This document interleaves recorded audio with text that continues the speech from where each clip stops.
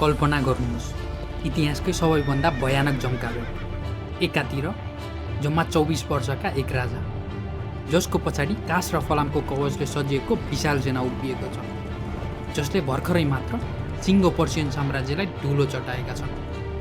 उनी हुन् सम्राट सिकन्दर, जसलाई विश्वले अङ्ग्रेजीमा एलेक्जान्डर द ग्रेट भनेर चिन्छ।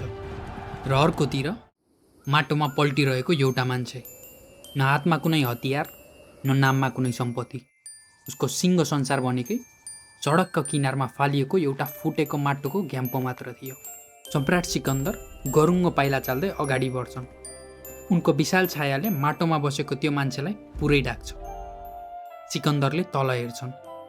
त्यो फकिर मानव कङ्काल र हड्डीहरूको थुप्रोमा केही कोट्याइरहेको हुन्छ। घमण्ड र आश्चर्य मिश्रित स्वरमा सिकन्दर सोध्छन्, तिमी यो हड्डीको थुप्रोमा के खोज्दैछौ? संसारकै सबैभन्दा शक्तिशाली राजा शिरमाथि उभिँदा पनि त्यो मान्छेले टाउको उठाएर हेर्ने वास्ता समेत गर्दैन। आफ्नै सुरमा एकदमै शान्त तर धारिलो स्वरमा ऊ भन्छ, म तपाईँको बुबा महान राजा फिलिपको हड्डी खोजिरहेको छु। तर विडम्बना, कुन हड्डी उहाँको हो र कुन एउटा दासको हो मैले छुट्याउनै सकिनँ। मृत्युले सम्राट र दासलाई एउटै माटो बनाउँछ भन्ने त्यो दार्शनिक प्रहारले सिकन्दर स्तब्ध हुन्छन्। उनले त्यो फकिरलाई जे पनि माग्ने प्रस्ताव राख्छन्, अथवा सुन, महल वा सुरक्षा। त्यो मान्छे बिस्तारै आफ्नो एउटा आँखा खोल्छ, संसारको सबैभन्दा शक्तिशाली राजाको आँखामा सिधै जुधाउँछ र इतिहासको सबैभन्दा निडर जवाफ दिन्छ, त्यसो भए अलिकति पर सर्नुहोस्, तपाईँको छायाले मेरो घाम छेक्यो। सेनापतिहरू बाद दरबारमा पुग्छन्। यो ठाडै मृत्युदण्डको अपराध थियो, तर सिकन्दर मुस्कुराउँछन्। आफ्नो मान्छेहरूतर्फ फर्किएर भन्छन्, यदि म सिकन्दर नभएको भए म डायोजेनिस हुन चाहन्थेँ।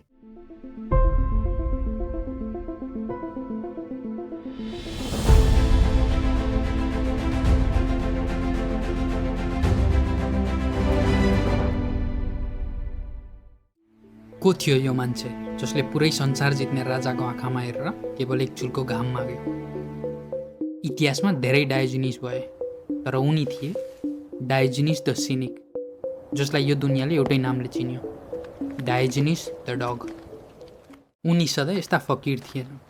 आफ्नो भएको सबै थोक खोसिएपछि जब उनी रित्तुवात एथेन्स आइपुगे, जीवनको त्यही चरम शून्यताभित्र उनले संसारको असली अनुहार देखे। उनले समाजलाई गहिरेर हेरे। पैसा, पद र केवल अरूलाई देखाउनैका लागि रात दिन निसासिएर बागिरहेको एउटा अन्त्यहीन भिड। उनले महसुस गरे, यहाँ कोही पनि स्वतन्त्र छैन। सबैजना आफ्नै महत्त्वाकांक्षा र लोभले निर्माण गरेको एउटा सामूहिक मानसिक जेलमा थुनिएका कैदी मात्र हो। यो भयानक यथार्थ बुझेपछि उनले समाजको यो नक्कली दौडमा सामेल हुन ठाडै अस्वीकार गरे। उनले दौड जित्ने प्रयास गरेन, बरु नियम नै पुरै उल्टाइदिए। अब उनको संसार थियो सडक किनारमा फालिएको एउटा माटोको घ्याम्पो। साथमा थियो एउटा फाटेको कम्बल र पानी पिउने एउटा काठको कचौरा। तर एक दिन एउटा बच्चालाई आफ्नै हत्केलाले नदीको पानी पिएको देखेपछि उनले बुझे, कचौरा पनि त एउटा बोझ रहेछ। उनले तत्काल त्यो कचौरा भुइँमा बजारेर चकनाचुर पारे।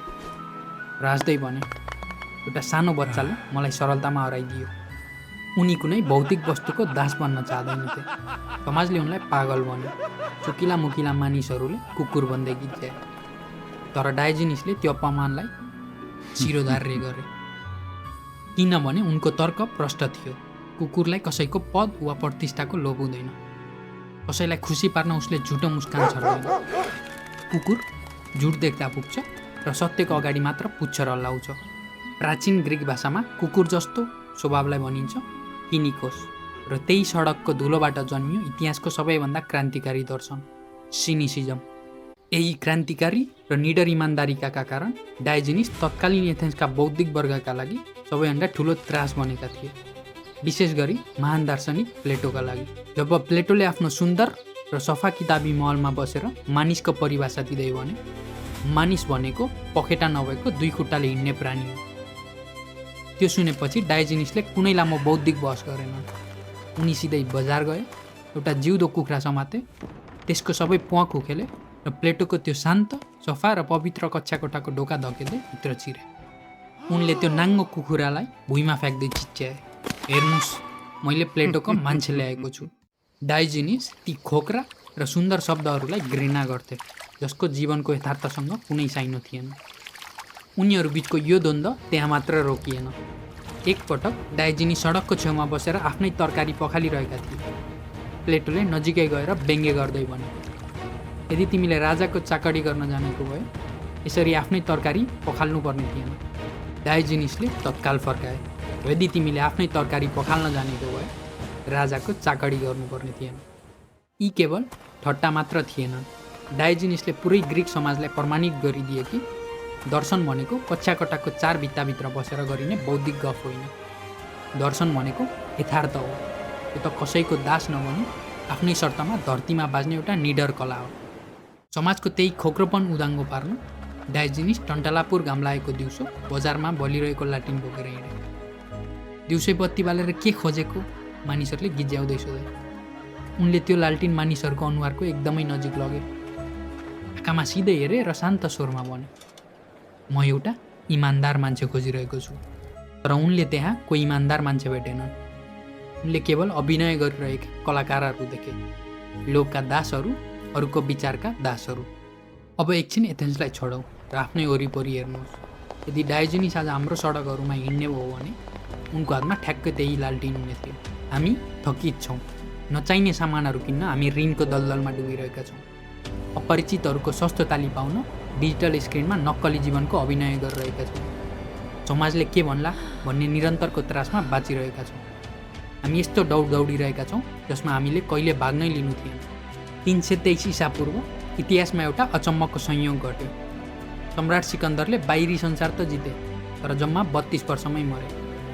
उनको मृत्यु भएको केही वर्षभित्रै रगतले लतपतिएको त्यो विशाल साम्राज्य टुक्रिएर माटोमा मिल्यो। तर त्यही साल समाजले कुकुर भनेर गिज्याएको डायोजेनिसको करिब 90 वर्षको उमेरमा निधन भयो। सिकन्दरले संसार जिते, तर डायोजेनिसले आफ्नै मन जिते।